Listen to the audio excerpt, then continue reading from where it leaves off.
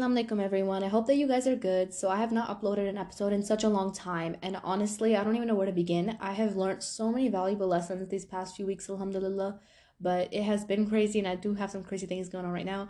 But I'm very, very excited to finally have a little bit of time to sit down and talk about just life updates and a couple other random things and some topics that I gained lots of insight on the past couple of days with you guys, because I feel like it's like a universal theme like this year round, like around this time of year. I don't know if it's just me that goes through this, but for sure there's been a lot to update on, a lot to talk about. So inshallah this episode will talk about quite a few of those things.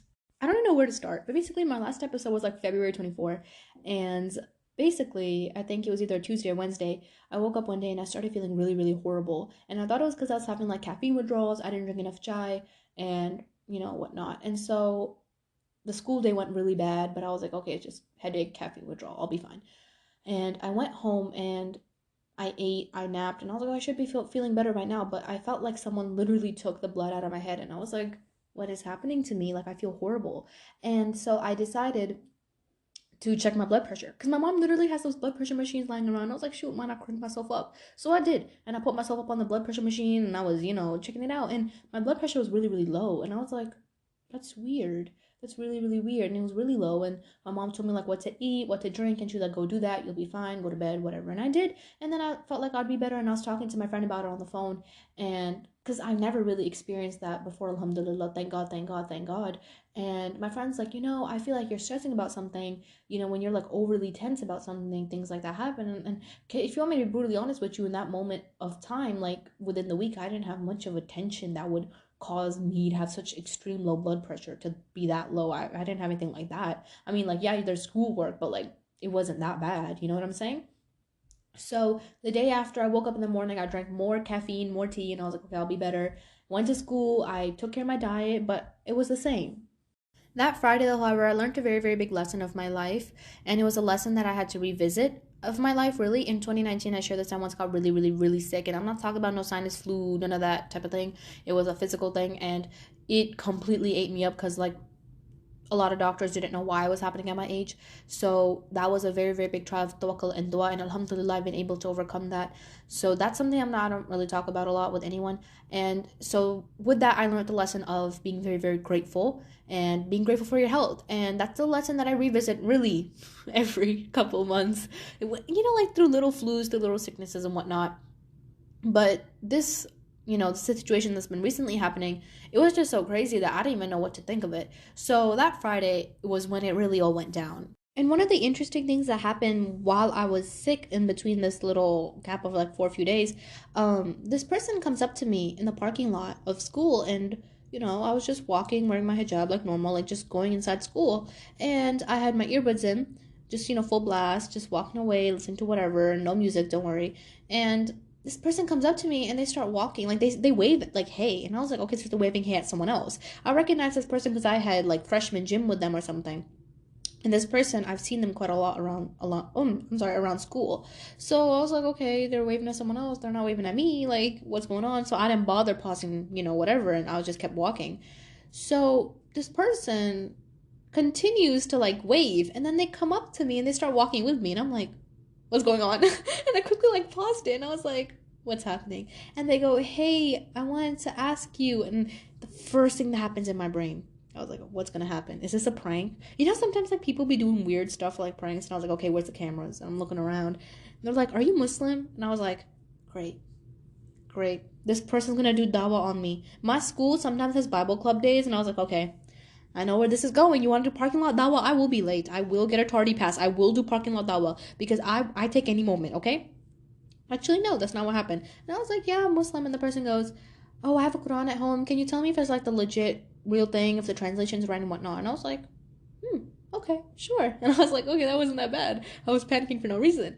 And then I gave them my Instagram, and I was like, all right, whatever, like, good luck, whatnot. And I go into school. And then I feel like that situation really made me realize that, how we always say, girls especially, I'm not, trying to be mean, but we all do complain a lot about the hijab. Oh, it hurts this, it does this and this, and I was rejected from this and whatever. But I feel like we do not acknowledge the fact that when you put on the hijab, like, you're evidently Muslim. And I'm going to tell you, to be truthful, I have had bad experiences in my life where people have said things about me, the typical explosion terrorists. Like, I've seen the 9 yards even when I was very, very young. I've had people ask me questions that I were like, that kind of like, it just didn't felt like it was coming from a right place. I've been in those situations before in my hijab, and this was one of those first times in my life where I was like, wow, like someone recognized me for being Muslim. That person probably would have not come up to me if I wasn't wearing my hijab. And then they found me in this, literally in this county where there's like a handful of hijabis that don't even go to the same school as me.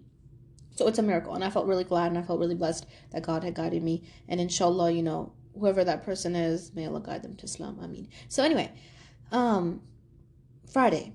Right, that's when I went down. So I felt really sick in the morning, so I got myself like a Powerade Gatorade type thing from the vending machine, and I drank it, and I was like, okay, good, I'm great. On my second period, that's when I TA as, I just help out, really doing nothing. But I just TA in the back, make coffees, whatever. And I was just sitting there doing my homework, and I was staring at my laptop screen, and then my head started spinning, and it started spinning so much, and I was like, what's going on? What is going on? And then I was like, okay, I'm not feeling good, let me just drink. And I was drinking, my juice, drinking water. And my teacher comes in and, he's telling me, oh, hey, can you like unpack these weights and like check what's up with them? And if the new supply is good one, I'm like, okay. And he goes, are you okay? You look out of breath. And I was like, shoot. I was like, oh, just my blood pressure be getting low. And I was so embarrassed. I was like, is it that obvious? Like, what's going on? Whatever. So I leave the class and I'm walking to my third period class. And as I'm walking, my head starts spinning and I'm like, I'm gonna fall. Like I'm going to fall. Like this is it. And then my breath started getting very, very short. I was like, I can't breathe. I cannot breathe. And when I tell you I could not breathe for dear life, I was like, what is going on? I need a corner. Like I can't breathe. And I was like, am I having anxiety? Are you having anxiety? Are you okay? And I'm like, what am I gonna have anxiety about? I have nothing. I'm not stressed about anything. I'm not panicked about anything. I'm not sad about anything. Like what's going on with me? And so I'm like, okay, let me just go get myself something to eat again, because I thought that it was like my blood pressure getting low, and I was just having a hard time breathing because of it. So I grabbed myself a bag of chips from the vending machine, and I'm running to the other vending machine because I don't know why they do this in my school. But like all the drinks are like far apart. I don't know. So I grabbed myself some chips from the vending machine, and I'm going to all the way across to the other vending machine. And by then the bell rings, so everyone starts coming out of their classes. They're all walking in the hallway, and my school's packed, and I was like pushing through, and I was like, okay, busting up that vending machine, getting myself another Powerade, and I was banging the dang vending machine, got my Powerade, and I start walking, and I'm just pushing through, going through the people, and in that moment I'm just staring at the ground, and I'm like, this is it. Like something has happened to me, and I started hyperventilating under my mask, and I was like, I can't breathe, like I can't breathe right now. And my eyes started getting teary, and I was like, okay, I'm just probably getting like really low blood pressure, and so when I get to class, I'll sit down, I'll eat, I'll drink, I'll be fine. So I get to class, I sit down, and that teacher in particular, she always wants us to put our phones up. And I've never been a kid that had a problem with putting my phone away, like, up on top. She doesn't want kids to be on it during class. I mean, I don't, we're seniors in high school now. I don't know why we do it, but, I never complained about it because I'm okay with it. So I feel like now I really realized how dangerous that could low-key be for a child, especially if, you're not feeling okay.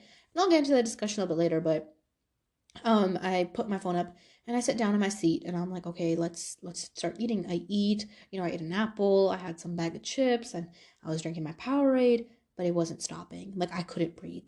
So I started doing some research, like what do you do if your blood pressure's super low? Because I thought it was my blood pressure, and it was like, oh, put your head like down between your two knees and like, let the blood flow circulate. So I did that, and right when I put my head up, I was like, I'm gonna fall, and I couldn't breathe.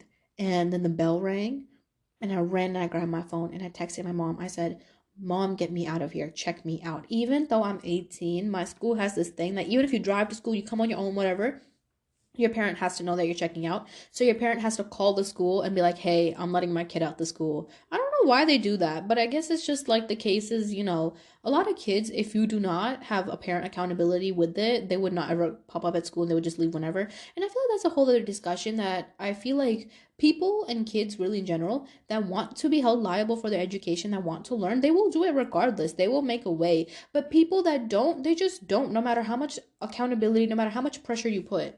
So sometimes I feel like, rules like these, they're very inconsiderate, especially when a kid's very sick. I know that in some classes, I had this, certain professors where I've seen cases like this. They're like, you're not giving late work. Like, you're not going to give late work. You're not going to miss one day of class. If you do that, like, don't even think about me helping you. I'm not going to care. And I feel like teachers like that, now that I think about it, now that I'm a little bit older, it's absolutely insane because I feel like not only can a person be sick, they're like, oh, you need a doctor's note. Y'all know that some people get sick and they just can't get doctor's appointments, or some people get sick and they literally can't go to the hospital. And then there's some people that also have mental health crises where like they're emotionally so broken down, like you can't get a doctor's note for that, okay? There's certain situations where you just can't. Besides the point. Anyway, I grab my phone and I text my mom, like, get me out. I literally can't breathe. I'm hyperventilating. And I avoid texting my mom messages like that, because I know she panics, but I gotta get her to check me out. So my sister, who was on my mom's phone, sees the message. She goes, okay, I'll call the school, whatever. I put my phone away because, again, the teacher needed it to be away. And I sit down in my seat and it's 10 o'clock. And I'm like, okay, whenever they call, the office calls my teacher. The teacher lets us out. That's the order. Your parent calls the office calls the teacher, then you get out. And I was like, okay, it's 10 o'clock. I'll be out in like 5-10 minutes. And I'm sitting there and I start getting up, I start sitting down, I start getting up, I start sitting down. The teacher turns off the light, she starts teaching. And I was like, okay, yeah, no, I can't be here. Like I need to run. But another thing with my school is like they're very, very cautious and very, very mindful if a kid just gets up and runs out of class. Like they find it very disrespectful. Like even if you throw up, they're like, oh, you could have told me. You want like what do you want me to tell you? I'm about to throw up while I'm throwing up? Like that's not gonna work. So I felt like I had to throw up. I felt nauseous and it was really bad. So I started sitting up and down, like I'm hyperventilating and I'm breathing heavy. Like I didn't want anyone to notice, and no one was noticing, thank God. Except like, like the 2-3 girls that I was friends with, and no one said anything to me. And I feel like everyone probably thought that I was having like an anxiety moment or something. And I was like, I can't do this. So time comes and it's like 10:10, and I'm like, why hasn't they checked me out? I asked my teacher, I'm like, did you get a call from the office? Like, I need to be going. She goes, no, I didn't get a call. And I was like, okay, crap, what's happening? So I got up and I was like, I told my teacher, I'm like, I have to go out. And then she was just like, okay. So I go out in the hallway and I'm hyperventilating and I'm like, I can't stay in school because I'm going to pass out. So I go back inside and I'm like, I need to grab my phone. And I just grabbed my phone and I walked out and I text and I started calling my mom and I'm crying literally in the bathroom. I'm like, Mom, why aren't you checking me out? What's happening? I can't breathe. I feel like I'm gonna pass out here. Like, call, like, get me out of here. My mom's like, I called them. I don't know why they're not letting you out. And so my mom calls them again. And this is where I feel like there was a lot of, I hate to talk bad about anyone. I hate to talk down on anyone. And I don't like to tell anyone how to do their job. But I did feel like there's a lot of lots of unmindfulness in this situation. Because when someone calls you and they say, like, oh, hey, yeah, you gotta get my daughter out of there quick, like, let her go now, you should probably read the sign and be like, okay, yeah, she gotta go. Instead of being in the office, being like, oh, yeah, okay, let me check her out and then not call. Like, I'm sitting there hyperventilating. I can't breathe for my dear life. This is your job. You have got to check it out. I call my mom crying and I'm like, get me out of here. My mom calls the school again. She's like, she's literally crying in her class and she can't breathe. You have got to call her teacher and let her leave. And after my mom applied a little bit of pressure and, whatnot, then I get a call. Then the office calls my teacher and then the teacher's like, okay, yeah, you can go home. I'm so angry at this point because at this point it's like 10:20, 10:25-ish. I was hyperventilating since nearly 9:50-ish, and through hall passing and then getting to class at 10, like I have been on a line for a very, very long time, especially when you can't breathe and you feel like you need help. Like that's not something safe. And now I'm thinking, I'm like, how am I going to drive home? How am I going to get home? Like, what am I going to do? Whatever. And I'm panicking. And I didn't say a word. I grabbed my things and I ran out that class. And I was like, I'm not even going to, no. And I'm passing by the office and I see them looking at me and I don't even want to yell at them. I just glared and I just walked through and I was like, Allah forgive me. May Allah still forgive me. I was just like, I can't. And I'm walking in the parking lot going to my car, out of breath again, feel like I'm gonna drop dead again. I don't know how it happened. Inshallah, inshallah, alhamdulillah, God got me home. I come home and I literally collapsed on the bed, and my mom was like, let's check your blood pressure, and it was fine. And I was like, if my blood pressure is fine, then why am I feeling this way? My mom goes, you got COVID. And I'm like, listen, let's not get political here. I wear my mask. Okay, now look, Just saying. I know that people have very political beliefs about the mask. They're like, oh, it doesn't work, it does work. Or if you wear it, you're like a raging Democrat, whatever. Let me tell you something. I don't care about either party, and I don't care about politics, especially in the US, period. I feel like politics in the US are meant to divide people. You can't tell me likewise. They're meant to divide people. Now, when the discussion comes down to a face mask, people are always debating, does a face mask work or not? When my school had the face mask mandate, people were going crazy that they had to wear that. And the second that the face mask mandate was lifted, and I don't feel like it was a safe time when they lifted it. That's besides the point. People rip them off. People in my school don't wear masks. It's just not that type of school. They don't care. And that's, oh, okay, that's your opinion. Whatever. Go, you do it. Okay, cool. But I'm going to wear mine. And I have had people give me weird stares, and I have had people talk weird about people that wear masks still. I wear mine because I know how my immunity is, and I know that I also have a family to come home to. On the other hand, I don't want to take that risk. Now, I know that some people, they think overly deep about it, and they're like, oh, it's, they're trying to control you. It's a political agenda. Baby, I don't care. Baby, I don't care. Like, I don't care. I'm doing this because I'd rather be safe than be sorry. It's not anything political to it. It's just safety. You know what I'm saying? Like, I'd rather be safe. Whether or not it worked or not, that's a different discussion. I like to take my precautions. That's it. Now, that doesn't mean I'm going to be a blind fool and take any precaution that anyone tells me. That's a completely different discussion. But I took my precaution, right? And I'm like, Mom, I always wear my mask. Like this, like the way that I be wearing my mask all the time. No, my mom's like that doesn't matter. Like you can still get it from someplace. And I was like, no, like it's like COVID's over. Like it's not over, but at least where I'm at in the county, like it's not that severe anymore at this point now. Alhamdulillah, it's not. But it was over at least where I'm at. And what's so sad is that this is gonna sound really mean, but my school and like places here, they sometimes like to act like COVID's just over in the South, like it doesn't exist sometimes. COVID's just it wasn't a real thing. So they really played this narrative that it never happened. What are you talking about? That was a whole joke. That was a political scheme. And I'm like, okay, people were dying because of this. Now where I live, yes, COVID is practically the cases are very, very low. So it's near the considered to be over. Now around the world that's a different thing, right? So I'm like, it's so low, it's very unlikely. Like, how did this happen? My mom's like, okay, well, sign up, go get yourself a rapid test. And so I'm looking everywhere for a rapid test. I'm going, and then I found like a CVS that was doing a rapid test. I text my friend about it, my best friend, and I was like, hey, I'm gonna go get a rapid test done. I feel horrible, whatnot, whatnot. She's like, oh, they don't really work. I've gotten mixed results from rapid tests, but I wouldn't recommend you to do them, but whatever, it's your choice. And I was like, no, no, like, if it's positive, it's positive. If it's negative, it's negative. Like, it will be fine. I drive down. My mom takes me to get my rapid test done. I get my rapid test done, and they say like, "Oh, your results will come in an hour." And I'm like, "Okay, great." I come home. I feel horrible. I feel nauseous. I still feel like horrible, and I collapsed in the bed. And my results come, and it was negative. And I was like, Alhamdulillah. Like I made lots of dua because I did not want to go on quarantine because my school still makes you do that, and it sucks. I mean, it sucks generally. You should be quarantining if you're positive, regardless. But yeah. So Alhamdulillah was negative, and I was like, great. However, it gets worse. Later that day, I still had lots of shortness of breath, and I'm like, well, if it's not COVID, then why do I have so much shortness of breath? Like, why can't I breathe? I genuinely could not breathe. I was walking up and down the stairs, and I was like panting, and I was like dizzy. And just talking about this, oh God, it makes me feel gross. Around 7 o'clock, I started feeling so bad at night, and I was like, I can't breathe. And my mom's like, all right, let's go to urgent care. Because I never in my life, like, I do not want to be the problematic child that makes their mom and their parents, like, go to the hospital at night. But I was like, I can't handle it. Let's just go to urgent care. It's not full blown hospital. It's not full blown doctor. It's just in the middle. Let's go to urgent care. Go to urgent care. It didn't work out. And then I had to go to the hospital, basically. I ended up at the hospital, and I was there for, till late night. And oh my God, I go to the hospital and I get checked in, and this is so humiliating because it was just like I was sitting there and I'm like, it's not that big of a deal for me to be at the hospital. Why am I at the hospital? I don't want to be at the hospital. And they did everything that you could think they did on me. X-ray scans, heart stuff, blood pressure, blood draws, everything. And everything came back fine. And I was like, what? Ya Allah, what is this? And now I'm sitting there and like I said, I told my parents I'm hyperventilating. I can't breathe for dear life, and I couldn't. And my parents were just sitting there staring at me like, really? Really? You made us sit here all night? But there was one result from the hospital that I was not able to get.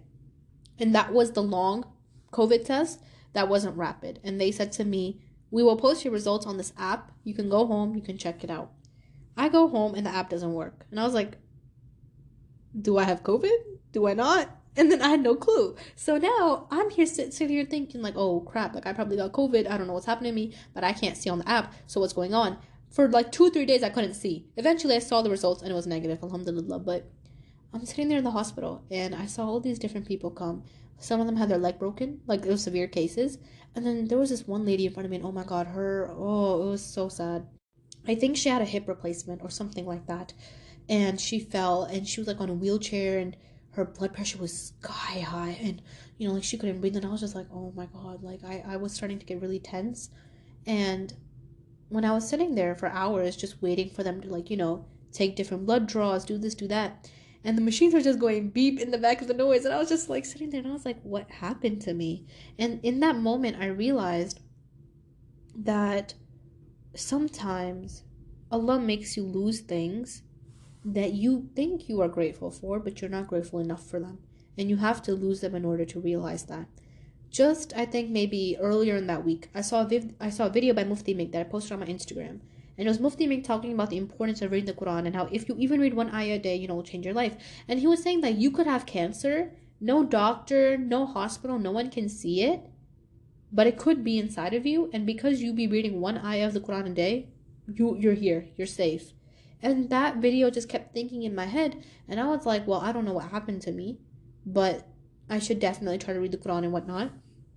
And I feel like that just really sat with me. And it made me realize that a lot of times there's a very, very big difference between letting go and also losing what you love. When you let go because you know it's bad for you. When you lose it, you don't have a choice. It goes. And you have to accept that it went. You can't sit there and hold on to it for dear life and be like, stay. As much as I wanted my good health this day, as much as I wanted to not be at the hospital, it was a Friday night, I wanted to be at home, do whatever I wanted, I couldn't because there was no choice with me. And now when the results come back and everything's okay, and alhamdulillah, thank God 100 times, mashallah, alhamdulillah, all that it was okay.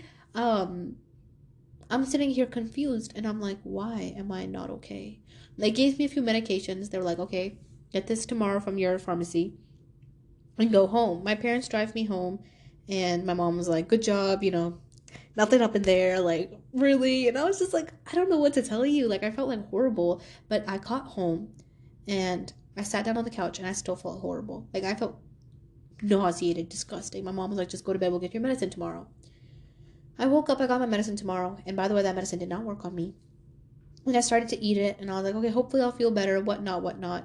However, it didn't work out with that medicine, and then yesterday, I believe, or the day before, I went to the doctor again to get some more medicine, and that medicine has some crazy side effects. Because now, mind you, I'm on like 6 different medicines, okay? I got some from the hospital, got some from the house, got some because I don't feel good. Mind you, like I'm also on cough syrup, different like sinus syrups and whatnot that are already at home prior to going to the hospital. So I've been eating a chunk of things for nearly a month. And like, my mom on Friday night, just this Friday, right?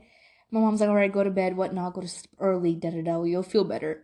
I tell my mom, like, Mom, what do I do if I end up feeling really nauseated and I feel like I have to throw up? Like, is there anything I should be eating? She's like, oh, you're over panicking yourself. You're overthinking it. Don't worry, just go to bed. I go to bed and I lay down and it's like 9:30 and I'm laying there straight just staring at the ceiling and I'm like, bro, I gotta throw up. Like, I have to throw up. And then I switch my side and I'm like, yeah, I gotta throw up. And I laid there in bed till like 9:50, forcing myself that I don't have to throw up. And then I was like, let's just go to the bathroom. I get up and I go to the bathroom. And right when I was like, yeah, I gotta throw up. And so I start like about to throw up and nothing comes out. And when you're about, this is TMI, but when you're about to throw up, how badly your throat starts to hurt. And I was sitting there in pain. And the one thing that just kept going in my head, a part of me was like, why is this happening to me? Like, why am I, it's been so long. Can this just wrap it up? Like, what's going on? And then there was this thing that kept going on in my head. And I'll tell you what, there is this Quran ayah, and I bet you guys have heard of it before, where they say, we will surely test you with loss, whether it's of lives, health, whatnot, and something along those lines. And that was going in my head, and I'm like, it's just a test. It's just a test. It's just a test. And then bam, I threw up. And let me tell you, girl, I don't even know where to begin. I threw up. And when I say I threw up, I threw up. Like, I was just getting at it. And I was like, yep, that's like 1 month of supply of medicine just all up in my body. And oh my God, once I was done throwing up, I looked at myself in the mirror and my face was like red and I was like nauseated. I was just staring at myself. I'm like, girl, it's Friday night again. I want to have fun. Like, go away. Like, can this wrap it up? So, I clean everything up, whatever. And I open up the door, and right when I open the door, my mom and my sister are standing there, and my mom's just staring at me, and I'm just staring at her, and I'm like, Mom, I feel horrible. I can't do this. And, it was traumatic in the moment, okay? And my mom goes, come to my bedroom. And I was like, okay. And then, what else was I supposed to do? My stomach was upset, so I drank some things, and I went to bed, and let me tell you, I feel a lot better after that. I have no regrets. Let me tell you something. If you feel like you have to vomit when you're really sick, just do it. Sometimes you really need it. Like, trust me. I know this sounds really gross. I know it sounds really TMI. But, like, just some health advice, from your local doctor who's hasn't even entered college yet. For sure. If you feel like you need to throw up, just throw up. Sometimes really makes you feel better. And let me tell you, that changed everything for me. Like, I felt so much better after that. And that's exactly why I'm here today. So, in this time frame, one of the big lessons that kept going in my head was we will surely, test you with the loss of something. And I felt like that really stuck with me because, we always say, oh, God will test you. God will test you with people. God will test you with heartbreaks. God will test you with a loss of something, sickness. And then, like, when you're actually going through it, you're like, crap, why me? Why is this happening to me? Like, okay, I know it's a test, but like, why me? Well, because you're not an exception from humankind. Humankind said that it would be tested. And humankind will be tested. And I feel like the thing about tests is that no matter how many times that happen to us, every single time we're like, God, again? Again? And I was hearing this khutbah on this ayah, and I bet all of you guys know this ayah, with hardship comes ease, right? And he was saying how anytime we mention this ayah, everyone goes, oh, okay, this is going to be a basic lecture, basic khutbah, whatnot, because we talk about this ayah a lot. But I feel like there's a lot of different perspectives that this ayah could be viewed as. With hardship comes ease. I feel like one thing that was really beautiful that was mentioned in the khutbah as well was that God has never undermined your hardship. He's never said, oh yeah, with small hardship comes small rewards. Oh, with really, really, really big hardships comes reward. He never said that. He said, with hardship comes ease, which means that it doesn't matter what type of hardship you're going through. It doesn't matter if it's a little loss, big loss, tragedy. There's ease for it, and not just any type of ease. Ease in this world, ease in the akhirah, depending on situation. Maybe if you're lucky, even in both. So God has never undermined any type of hardship. He's never said, with small hardship comes ease. He's never said that. He said with hardship comes ease, which means regardless of whatever hardship you're going through, whether it's big, small, medium, whether you think it's even significant in your life or not, you are going to be granted ease with that. And that is the whole point that kind of sat in my head. So yes, there is an ayah where God does tell us, again, multiple times, we shall certainly test you with a loss of some kind. You will lose health. You will lose people. You will lose things that you love. You will lose situations. You might not get into the dream school you want to go to. You will lose yourself. You will lose things. But that doesn't mean that you can't regain those things. Now, yes, there are certain losses that you will lose. You won't be able to get them back for life. But does that mean that the reward won't compensate for it? Of course it will. God will reward you, and that reward will either come in the akhirah, again, or here. And that reward will compensate what is lost. And I felt like that really stuck with me, that God is never going to tell you the standard of your hardship and the standard of your reward. It is about how you keep patience and how much tawakkul you keep in Him. That will make your reward greater. You can be frustrated right now and be so panicked because maybe you lost something so expensive or you got in a really big car crash. You can be very panicked, and although you are okay, you're very, very worried about your car because it's broken down, right? Something expensive. Now, God doesn't say, well, it's just a worldly thing, it doesn't matter. That's not that big enough hardship. No, if you sit here and you go through this trial with patience, with sabr, with tawakkul, that okay, inshallah, God will bless me with the wealth, God will bless me with the situation to get my car fixed, to get me, in my right position. Why not? Because that duration where you could have been panicking, you could have been stressed, you could have been having anxiety, you replaced it with patience. Likewise, we're also told that God is with those that are patient. So when you are patient and you are going through hardship, regardless of how big or small it is, you will be rewarded for it. Another thing that I'm going to really talk to you guys about is burnout. And I know that this episode might sound a little bit personal, and I am trying to be very brutally honest in this. And with the concept of burnout, I'm also going to tell you the truth about starting a podcast because, baby, I got a lot of tea on this one, okay? Lots of tea. And you'll see how these topics link up together. Essentially, burnout. I have been, well, let me give you a brief idea of what my life is like outside of this podcast. So I wake up, around like 6 something in the morning. I go to school. I also take care of my brother. Come home, make food sometimes if my mom hasn't made it, but whatever. do homework, lots of essays. I have work to do, and then I sometimes sit down. Obviously every day I try to read the Quran 3 pages, and then I also have to do memorization of the surahs that I memorize. You have to revise those because if you don't do revisation, how are you ever going to become a hafiza? That's the dream. So that comes into play. Then I'm really really tired by then, so I take a nap, and after that nap, I wake up, I get my stuff ready again for school tomorrow because I wake up early, get my clothes ready, I make sure to make lunch for myself tomorrow.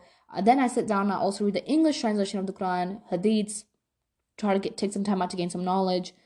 Mind you, I also need physical exercise, take care of my body, so then I try to get that in. And then, of course, again, I have house chores. I'm a child. I live with my parents, duh. House chores, washing the dishes, cleaning the litter, taking care of my cat, sweeping, mop, whatever, that stuff. And then, of course, I also have to take care of myself. So I have to eat my nightly routine, my nightly medicine, have a night routine, make sure I'm taking care of myself. So I have a lot. And this is just like the brief subjects. There's a lot of other things that just come up in between, right? So I have things that I need to be doing. And while doing those things, I run this podcast. Now, let me give you a brief insight. People think that when you run a podcast, it's just a podcast. You just sit and upload audios. No, baby, no. When you have a podcast, at least for me personally, if you're going down this route where you want your podcast to be known by, you want it to reach people, you know what I'm saying? You want the word, the stuff that you want to promote Allah's message. Of course, we're doing this first and foremost for Allah. And you want that to get to places, right? So what do you have to do? Well, while having a podcast, I manage a TikTok. I manage a Discord, which alhamdulillah has lots and lots of girls in it. But with lots and lots of girls comes the responsibility because I have to make sure that everyone that joins is a girl. So then what do I have to do? I have to verify people. I have to hear their voices and I have to see that, okay, yeah, this is a girl. Then I have to go back on Discord, give them a verification role. And I have this law where if you don't verify within 2 days, I kick you out. So then I also have to be mindful about who joins and who I gotta kick out. In the midst of hundreds and hundreds of girls, it's very easy to lose track. In the midst of homework, it's very easy to lose track. Run a Twitter. I try to post on there now and then. Instagram is my main thing. I'm always on there. TikTok used to be my main thing, but now I'm a lot more on Instagram. Reels, posts, comments, TikToks. The list goes on. And then actually sitting down, taking out the time to upload audios, editing them together for a podcast. This is just a brief idea of what goes down. Now, there's one thing that I like to do that other podcasters may do, may not do. I don't know. I like to answer my DMs. And the way that I used to answer my DMs is I used to wake up every morning. Well, it started off with me answering them 24/7. I was always on my phone. Got a DM, I answered it. That schedule started getting really bad for me because I started getting really, really sick and tired. My eyes were always hurting. I always felt drained. I always felt nauseous. It was not a good thing because I was always on my screen. So I stopped doing that. And then I started replying twice a day. I would reply in the morning, reply in the evening. However, the DMs, alhamdulillah, I'm not trying to complain or be like, oh my God, I'm so famous. No, I'm a normal person. And wait till you guys hear how much I've made from these podcasts. I'll share that too. But when I like to leave my gates open so anyone who needs help, they can come and ask me and we can talk.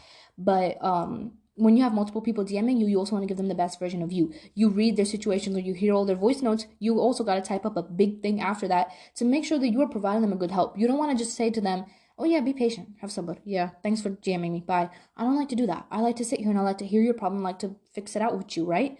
So that takes time. And when you do that morning and evening, again, there's not enough time. And one thing that I'm going to be brutally honest about, I'm not trying to put myself on a pedestal and be like, oh my God, I have it so hard. I should have prefaced this before I started.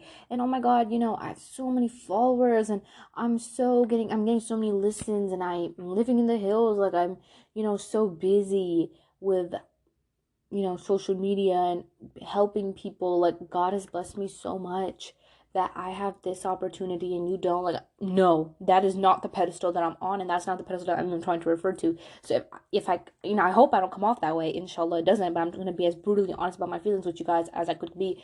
I've sometimes read DMs that completely shattered my heart and really made my day dark, really dark, super dark. It was, about people's traumas, and it was very, very scary. Some of those DMs, honestly, if I'm going to be brutally honest with you, some of them have kind of impacted my life and the way that I choose to live and the way that I carry myself, because some of those stories were that mind-boggling, really. And I've talked to, other people that have podcasts or that they do a lot of social media work, and I asked them, I'm like, so what type of DMs do you get? They're like, oh, we just get like daily life, like, oh, if you're having struggling to pray and stuff like that. And I told them like a brief, just a general of what I get, and they're like, oh, we don't get DMs like that. So, it's understandable why you're feeling so burned out and whatnot. And they were telling me how they never really get DMs like that, and I was like, crap. Like, is it just me who's getting all this? And when you read those again, morning, night, it really gets to your head, because then you start sitting there, and if you're a person like me who likes to fix other people's problems, and you want to be there for everyone, you can give amazing advice, you can do all that, and yeah, you may be able to provide someone comfort, but you need to remember that first and foremost, the test is decreed from Allah, the help is also from Allah. So as much as you want to wish that you were in that hardship with them and you were getting it out with them, unfortunately that's not the case. Likewise, I can sit here and share my problems with you guys can give me very sweet advice, which you guys do, but will that take me out of the hardship completely? No. It's going to change my mindset, and that's the thing. God will give you sources of comfort, but getting in and out of hardship is God's decision. It is not ours. So that was one thing that I really had to internalize, and I was talking about it with quite a few people. Like, you got to internalize that you cannot make someone's problems go away. That's just not how it works. You can help them, but at the end of the day, no matter how much you try to comfort or go through whatnot, it's Allah's decree. So really, like, after I really put that in my head, I was like, okay, I can try my best, but that's all I can do. That's all I can do. There's nothing else I can do after that. And what happened was, again, reading such dark things sometimes, and then constantly also doing verifications, whatnot, like, it got to my head to the point that I, again, didn't feel good. And I want to be brutally honest with you that throughout this journey, whenever people excessively compliment you and they say, oh, your podcast is great, you're so knowledgeable, you're this, you're that, even as much as you don't want to get on a pedestal, and I avoid ever thinking highly of, I avoid ever giving myself a high position that I don't deserve. Some people, they're like, oh my God, you're so knowledgeable, are you an alima? I don't ever like to even put myself or imagine that I am that position. Now, of course, I wish, inshallah, that I will reach that one day, right? Inshallah, I get the education for that. But words aren't enough. You need a lot of more logical, and there's a lot of more education that goes behind that. So I'm never going to act like I am. I'm never going to put myself on a pedestal that I don't deserve. And I'm never going to, act superior and be like, oh my God, I have a podcast, I'm so great. No, I don't ever like to do things like that, because where is this arrogance coming from? There's no reason for you to be having an arrogant manner, period. If God has blessed you with a platform to help people, if God has blessed you with the ability to talk to people and help people and whatnot, then hello, this is a blessing. This is not something that you need to be getting arrogant about. You can take 5-10 years to build an empire, and it can come crashing down in 3 days. You know that? So yes, it's hard. It's very hard to build platforms. It's very hard to sit there, post your work on like 10 different social media sites, have people listen to you. It's hard. But you also need to remember that this doesn't give me any liability to be arrogant. It doesn't give me any pedestal standard to be like, oh my God, see, I do all this, I'm so amazing, people love my work. No, this is from God. And I always tell people, it's all good that you hear, that you see, that you, whatever it is, it's from God. It's not from me. And all bad that you catch on me is probably from me, because I'm the one that makes the mistakes. So it's God that grants goodness. It is not me. So people constantly compliment. They're like, oh, you're doing so great. Your advice is great. This is God. And if you feel like some of my words have changed you, that is also God that has allowed that change to come to you. Change doesn't come to someone unless they want to change their condition. And if listening to my podcast have changed your life, then trust me, you have a hand in that, and God, of course, first and foremost, has the biggest hand in that. I don't. I am no one in this. So that's why I always try my best to give back and do good, because God has had mercy on me and gave me this position to help people. And inshallah, everyone that listens, helps, reshares, posts, whatnot, just everyone in general, I hope that this can be sadaqah jariyah for all of us, and this can be like a big project that we all, benefit from on the Day of Judgment. So, so yeah, that's why I try to give back and help as much as I can, because this isn't my work, this is God's work. And it always, inshallah, God will always have his mercy upon that. But with those things comes liability, because when people put you on a pedestal, they think, oh yeah, like, she's so amazing, she's this, she's that. And again, alhamdulillah, so grateful for your kind words. I love, reading your DMs. Sometimes it's very, very common to think that you're pleasing people more than you're pleasing God, which is something that I go through quite often, where if so many people are like pleased with my work, and they're like, you're so great, you're this, you're that, but my iman feels down. Or I'm reading Quran, and let's say I keep messing up, or let's say I'm trying to understand Islamic concept but I mess up, or I can't focus in my prayers, like something like among those lines, right? I start to think like, am I messing up? Have I started people pleasing more? Am I not doing God pleasing? Like, and then I'm like, well, I'm trying my best to post podcasts, DM people, talk to people on Instagram. Like, I'm trying my best to do all that I can, right, in regards to good deeds. But then I'm like, are you doing that for the people or for God? And of course, the intention is always for God. That's what I've started off doing all this work by. For God, I need, I could use some hasanat. So we're all doing whatever we do for God and for the day of judgment and to be granted paradise, inshallah. And so of course that's always the intention, but I don't think a lot of people talk about how often you actually have to renew your intention. A lot of people have messaged me saying, I want to start a podcast. I want to start a podcast. Can you teach me how to start a podcast? No problem, I'll help you. But one thing that I'll tell you, I'm going to be brutally honest with you right now too. You are going to go through a wreck of emotions if your podcast starts to really hit a bigger scale. Is that a bad thing? No. But do you have to be very, very mindful of your intention? 100% yes. If you let your intention slip after your podcast hits an upscale, bro, this is a plan. No, don't. Let me tell you why. Because the same platform that you're using, saying, oh, I preach God's word, you should be praying, you shouldn't be listening to music, you should do this, you should be respectful to your parents, and then you turn off this mic, bro, and on the next hand, you're skipping your prayers, or maybe, you're not skipping them, but you don't care enough to, maybe you're too busy, caught up in this work, caught up in promoting God's work instead of actually applying it to yourself as well. And then let's say, I do know that happens sometimes, really, where you're sitting here telling people, you're preaching the deen, and then you also don't have time yourself to learn and imply the deen, which is something that it's really bad. Don't ever let that happen to you. I'm telling you, it's going to ruin you. I went through really bad burnout for months, bro, on months. Why? Because I was trying to constantly answer help people, because I was like, okay, this form, I'm doing it for God. God knows I'm doing it for him. This is my intention, to help people, right? To do it for God's sake. That's always the intention. But you need to remember that sometimes you have got to recharge yourself, your health, for God's sake. Why? Because first of all, this body is an amana. It's not from you, okay? This is not to you, from you. It's not going to stay with you. No. This body is something that God has gifted you. So now you got to take care of it, right? Your body has haqq over you. We're told that in multiple hadiths. Your body has haqq over you. So now that you know your body has haqq over you, this body is not yours by any means. You should be taking care of what God has given you. You want to help people? You have to help yourself first. How are you going to help people if you can't help yourself? And that was something that I was going through so much, because within school, cooking, taking care of the house, whatever, like doing all that and answering DMs, I had no time for me. So when it came down in bed and I lay down, closed my eyes, and I'm thinking of my own problems, I don't have enough time to even think about what I'm going to do, nor do I have enough time to rationalize how am I actually feeling. Because you actually have to take a really good register of what you're actually feeling. A lot of days you'll feel like you're feeling nothing, like you'll feel empty. And the question is, why are you feeling empty? Why are you not feeling content? Like, I didn't have those time to answer those questions to myself. And this was practically the case for my entire time, really starting a podcast.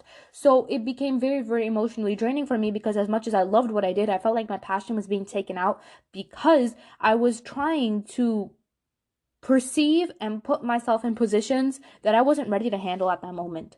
And I think one of the big lessons that this, sickness brought to me was that you don't have to do everything on your own. It was like a miracle. I had this girl reach out to me, and she goes, hey, do you need help with your Discord? I can help manage things and verify people. And I was like, she instantly texted me. I was like, no, I'll think about it. No. Why? Because, I've always been that type of person that wanted to do everything on their own. I once had a mod, they left, situation didn't work out right, whatever. But I'm one of those people that, even if it's a group project, I'll just do everything. Why? Because I just feel like I have more control that way. Am I controlling individual to other people? Absolutely not. But am I controlling of schoolwork, projects, things that I'm individually working on project wise? I do like to know what's happening. I like to be there doing it, right?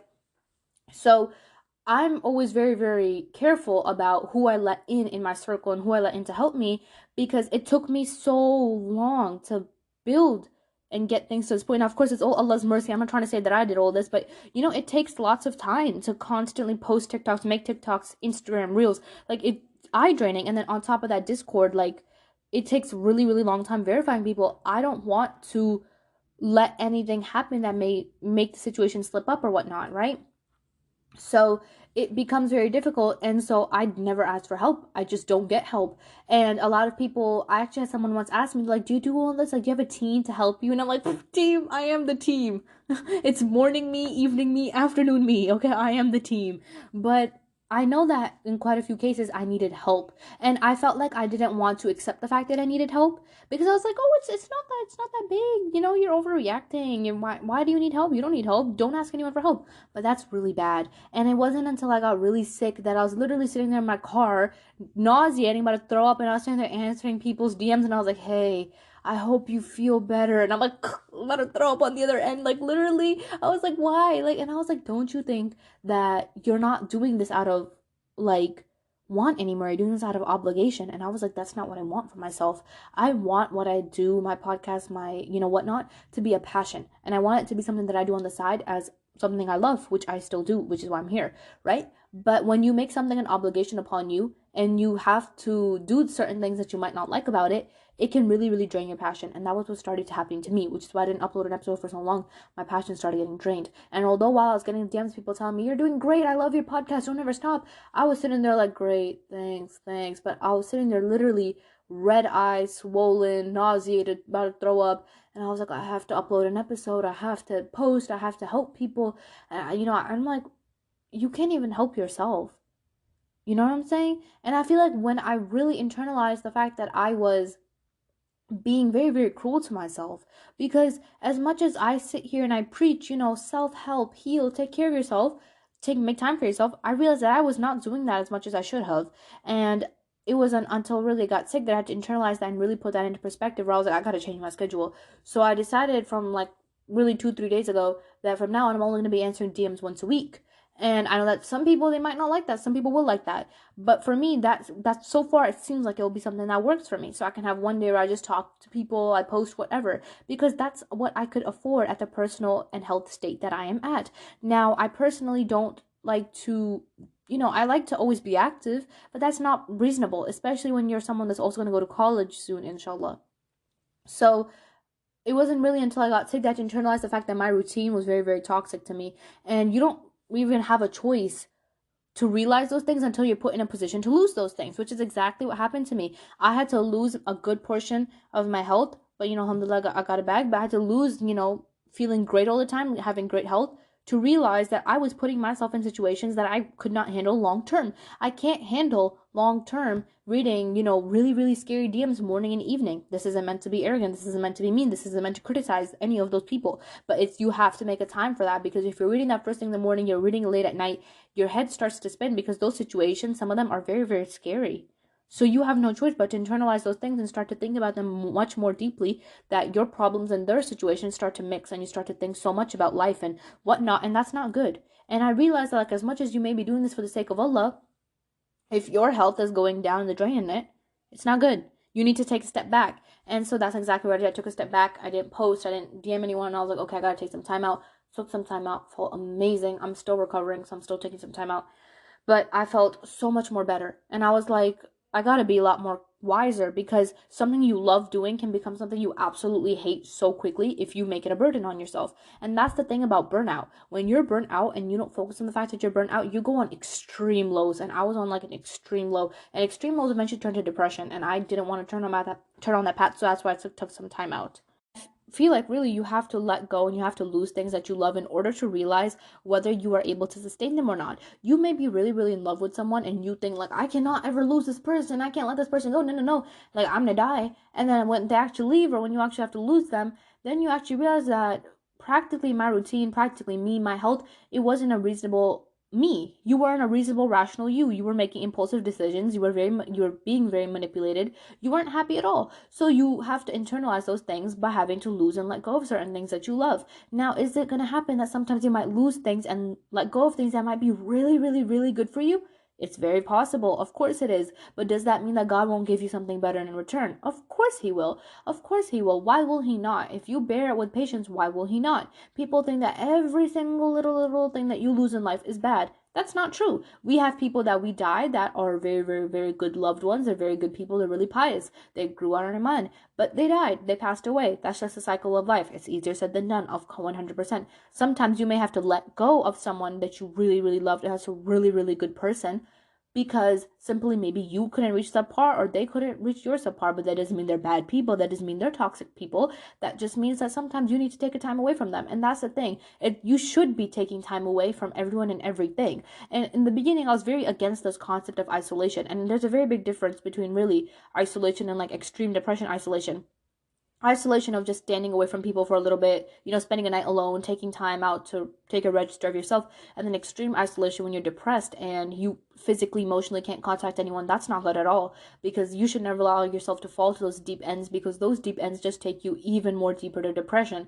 So don't allow that. But when you are in isolation, I read this thing once and it was like, you have to isolate yourself if you want to live in this world. Like, you got to take time out for yourself. And the Prophet, peace be upon him, he used to go to the cave of Hira and he used to sit there sometimes. And, it was just him. Like, it was just chilling alone late at night sometimes, whatever it may be. But he used to take time out to be away from everyone, to go there, right? And he had loved ones. He left them behind and he used to go there. He loved his wife, peace be upon her. And let me pleased with her, I'm sorry. But he left her behind and he used to go to the cave and sit there for some time. It's normal. You have to do these things to take time out for yourself and to really internalize why you're doing what you're doing. Where are you going to go? What are you going to do? You have to do that, right? So that is the one thing that I want to tell you guys, that when you let go and you have to lose something, whether it's both or either or, you aren't going to, be at the end of the world. You're not going to die. You're not going to have it the worst that anyone has ever had it, because people have had it worse. Now, whether you lost someone you love, your health, your wealth, whatever it may be, it gets better. It always does. And people don't like to say that it gets better. But you know how it gets better? Let me tell you when it gets better. When it gets better, you might not necessarily be able to see it firsthand, but you will see it in your lifestyle. When it gets better, you might be able to sleep better at night. When it gets better, you might be able to wake up without having to cry and thinking about what happened. When it gets better, honestly, you realize that you deserved better. You realize that it could have been different, but you got what was better for your end. So that's what it means when people say it gets better. When it gets better, really, you start to realize that I'm coming to a point of acceptance with what is and what won't be. So I cannot force myself to believe that I will be unable to ever live and breathe and, whatever without this certain individual, or I let go of this and how am I going to go on? You'll be fine. You'll be fine. Trust me, you will. As much as you don't want to believe that you will, and if you want to sit there and, internalize that, oh my, I'll never be fine again, then okay, then go ahead and don't be fine. But you will be fine. Of course you will. That's the thing. That's how God has made us. You come alone, you die alone. That's just one of the big parts of life. And now another thing that I want to touch base on is don't be so against getting help. I reached out to that girl who offered to help me, absolute sweetheart. She fixed everything for me, and now she does all the verifications for me. So I decided that I want to invest my time in, actually reading and helping out a lot more on emotional level to some of the things that you guys DM me about. So I don't have to worry about, verifying who's a girl, who's not a girl. Is there a boy danger in the Discord? Like, I don't have to worry about that. Because now I have someone that I trust and she's doing it great. And she's so amazing. She's so sweet. So I'm very, very happy with that, right? So there's nothing wrong with getting help. There's nothing wrong with that. There's nothing wrong with taking time out for yourself. Now, when the discussion comes down to money, which I did want to talk about, is, again, I've had lots of girls ask me, how do I start a podcast? And I've also seen TikToks where girls are like, oh, I'm starting a podcast and I catch that bag. Hey, girl, I got some news for you. I got quite a few news for you. Let me start off on that. Well, for starters, let's talk about how you can make money off your podcast. The two main ways that I'm aware of, that I know of, that are really front on basic. One, ambassador ads. Two, someone subscribes to your podcast. When someone subscribes, they pay you like $1 or something monthly, right? So it comes in your account. And the first one, ambassador ads. So I did not know much about ambassador ads before. And so I have had some like on my videos, like on my podcasts, but I don't even know if they went through or what. But I'd remove them now that I know more about the situation. But ambassador ads, what's the deal behind them? Essentially, you get to pick as many as you want to put, beginning, and you want to put a bajillion in the middle, go ahead. No one's going to say no to you. You put as many as you want. Now, finding a sponsor for those ads is very, very difficult. I have not ever been able to find one. I know that probably there are someone out there that will sponsor different people for their podcast. I haven't ever gotten one personally, and I know a lot of other people probably haven't either. So, getting a sponsor is very, very difficult. Now, when the discussion comes down to ambassador ads, period, well, what our ads typically have? They typically promote something, talk about something, and what do most ads have? Music. I wasn't aware of this like too deeply on what would the contents be, you know what I'm saying? So I have had some like on my previous podcast. I don't even know if they went through because I don't have a sponsor. But after I kind of realized that, oh crap, like whether or not sponsor or not, I'm not taking that risk of, people listening to my work and then hearing like ads that have music in it. I'm not gonna do that. So that's why I don't add them anymore. But that's the problem. People like to say, oh, I'm gonna make a bag. Well, I hate to break it to you, it's very unlikely. It's very unlikely for people to even subscribe to your podcast and give you money monthly because, well, you're not a celebrity. As simple as that, you're not a celebrity. And I know for a fact there are people that have made millions from podcasts. There are people that live in mansions from podcasts. And you also have to remember that these people also have sponsors. And you want me to be honest with you? This gonna hurt. But if you're an Islamic podcast and you're promoting something that's completely different from the mainstream, you're not promoting music, you're not promoting celebrity gossip, you're not promoting, let's talk about drunk life gossip, let's talk about, Friday night plans, let's talk about some good tequila. You're not talking about none of that. You're not talking about mainstream stuff, and you're not giving basic advice saying how you should get hungover on a Friday night. Most likely you're not going to get a sponsor. You know why? Because you're not promoting the mainstream message that people want to hear. You're not. You're really not. So, is it unlikely? Kinda. Now, am I saying that you will never get a sponsor? No. I bet that there are some people that are, Muslims that run Islamic podcasts and they have made money from it. Good for them. And again, that's great. Mashallah, may Allah increase, their blessings in their wealth. There's nothing wrong with that. However, the main sponsors and things like that, those come from a lot of different areas, and when you're an Islamic podcast promoting a completely different message, it's kind of difficult. So in my entire podcast career, I have made, guess how much money? First guess. Guess. 100, 200, maybe 1,000. No. I've made $3.96 my entire podcast career. $3.96 ain't even enough to cash out. You know that? You have to, I think, like $10 to cash out. That's not even enough to cash out. Am I complaining? Being ungrateful or rude? No, alhamdulillah, I'm grateful. Those two sweet little people subscribe to me, okay? Very sweet, very loving. I appreciate that. But I don't ever tell anyone to, like, subscribe to my work because, like, I do this as my passion. But, $3.96. That's what I've made my entire podcast career. That is how much money I've made my entire podcast career. Now, you may be thinking, what the hell? Right. And, if you were thinking that in any way, shape, or form I was doing this for money, or other people use podcasts as their main source of money, no. No.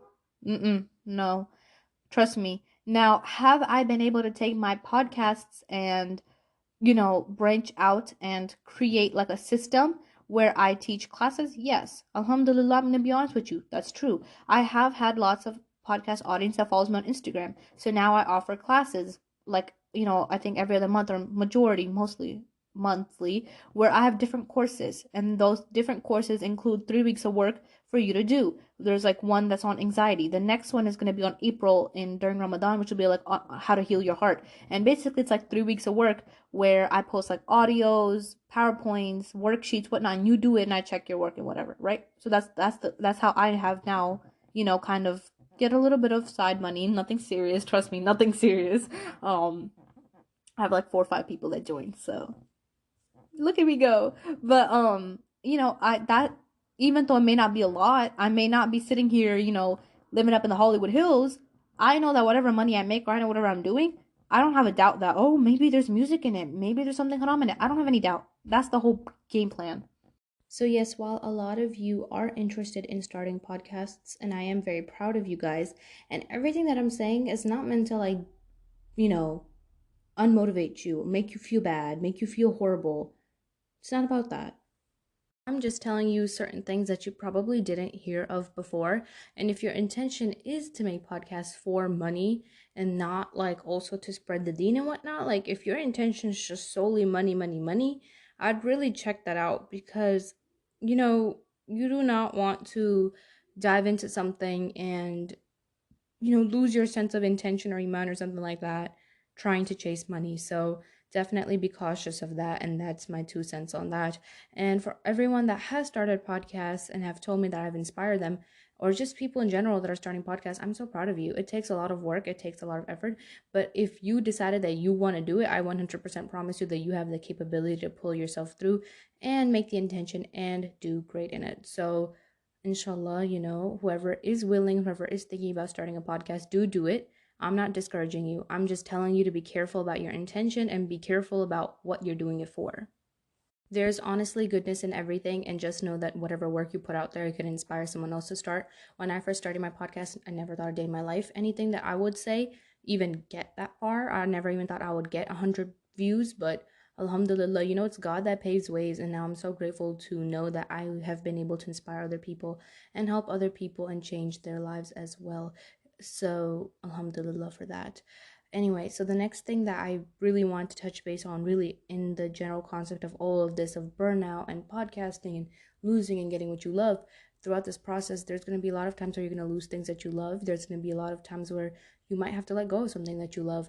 And there also might be times when people make fun of you for having a podcast. Not a lot of people actually know that I have a podcast. A few people know. A few people have found out, but I haven't really ever been open about it with anyone because I keep separate accounts. So and that's just my thing. I have had, of course, you'll always meet people that'll have something to say. Some people will be like, oh, she's a terrorist. Some people will say that you are a B word. Like people will always have something to say about you. People always have something to say. People will be like, oh, is it the person with the thing on her head? Who are they? Or some people will be like, oh yeah, they're Muslims, and then they instantly bring up 9/11. You're gonna meet a lot of people that are going to have something to say, and I feel like it really depends on the severity. Do you think that you can take these people down, or do you think you can, do you think you just want to avoid it? I feel like my personal battle has always been that I just want to be low key about what I love and what I do, because I don't really want anyone here knowing. It's just my thing. It's just the way that I like to go about it. Now I'm literally gonna inshallah graduate in like 2 months. So there's practically no reason for me to, like let out such a big thing that, I have a podcast and this and that, because I also don't see a need for it, especially with where I'm going and with how, binding people here are towards Christianity. It's gonna be a difficult battle that I don't see a reason for me fighting, really, until, especially since I'm going to graduate in 2 months. I'm going to talk about this topic in particular a little bit more in another episode that I have in mind that I will do, inshallah. But I feel like you also have to be very wise about what battles are you willing to fight or are you not willing to fight. Yes, of course, doing things in the way of Allah, jihad, whatnot, that's it's a little bit of a separate concept. But when it comes in regards to people, people are going to talk crap about you regardless. I have so many cases, even recently, where people have said things about me, and then people came forth and they said, sorry, like, I'm sorry I cussed you out, or sorry I said this to you. I'm like, I'm not mad about what you say about me behind my back. You know what I'm saying? And I'm going to tell you how I came to that point and how it changed for me, because I used to be a person that was like, if you called me a B word, you said anything bad about me, you said I was mean, like, I would get on you, and I would be like, oh, why are you talking about me, why are you saying that? Now I'll tell you how in another episode, inshallah, because that's a really, really big topic in my life, how it comes to this point where I just don't care anymore. I don't care what you call me. You can call me a B word, you can call me, rude, disrespectful. I mean, you can call me whatever you want.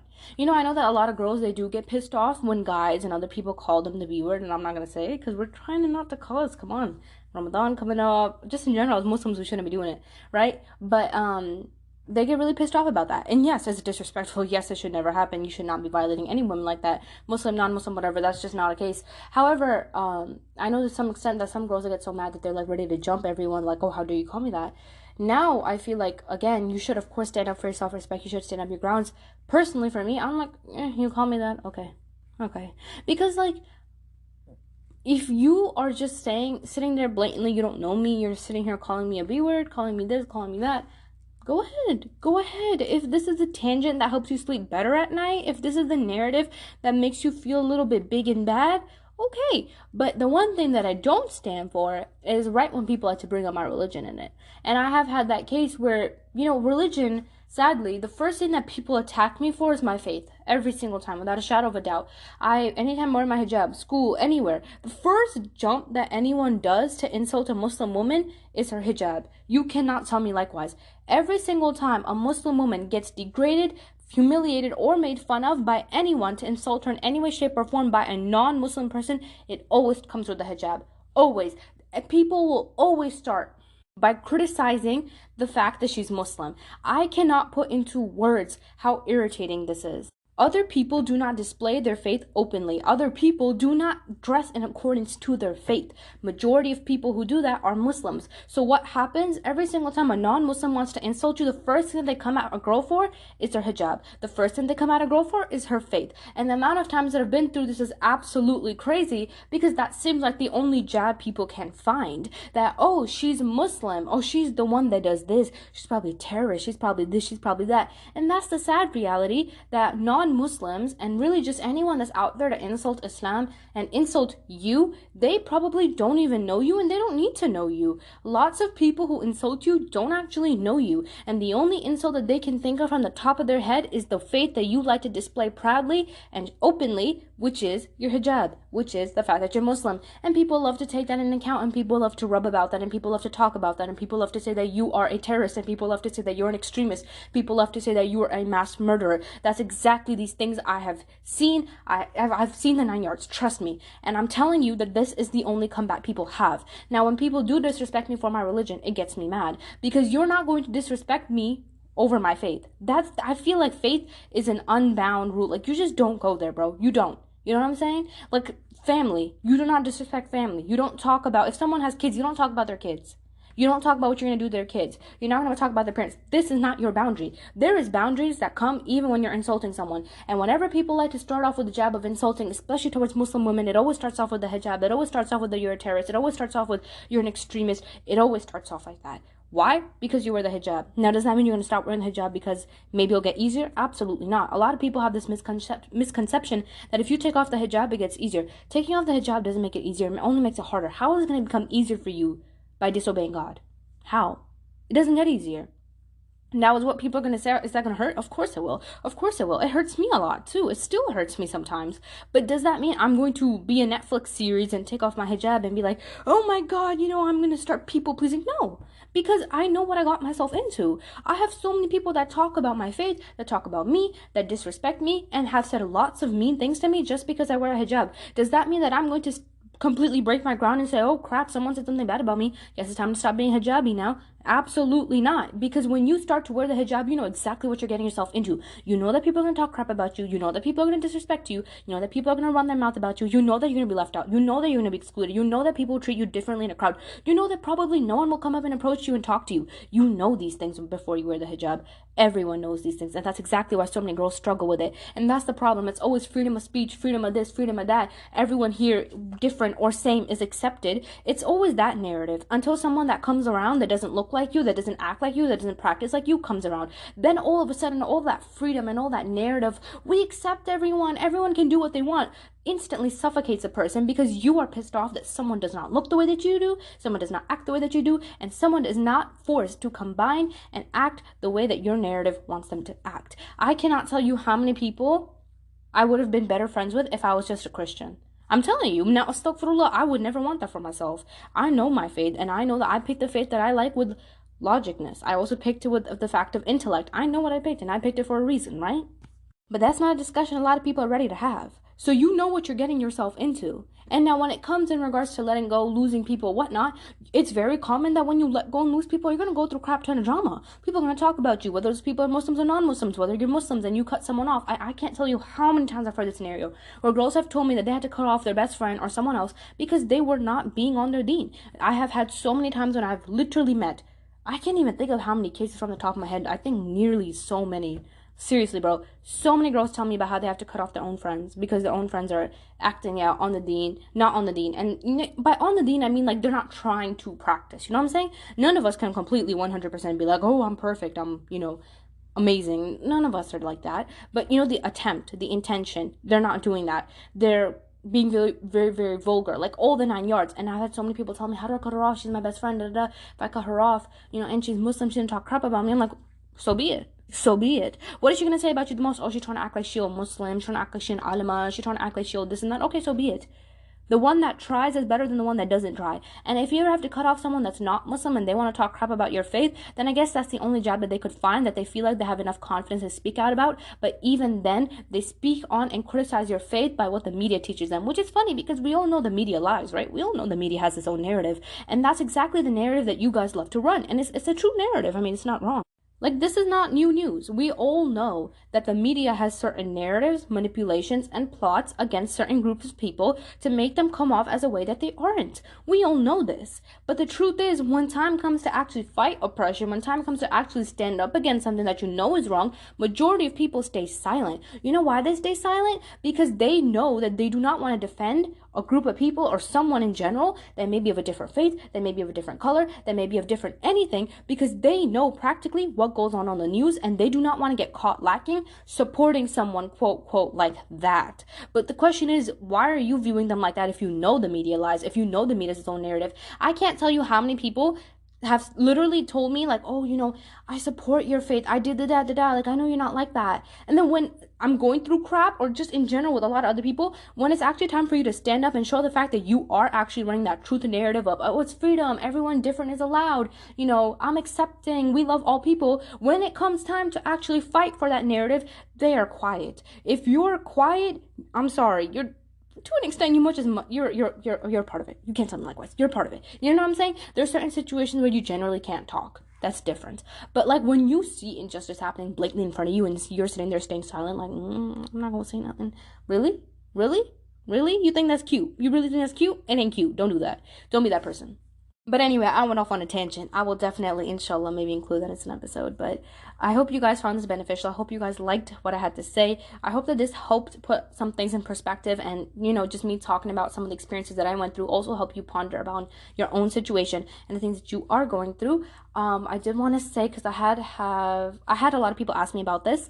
I am doing classes in April, which I didn't do any this month of March. I know a lot of people were asking about it. I didn't get time. I didn't have time this month. March was a crazy month for me, okay? And like February, I did classes on February on anxiety. And if you feel like you need help with anxiety and that course, DM me and I will send you the class information and link and whatnot to join.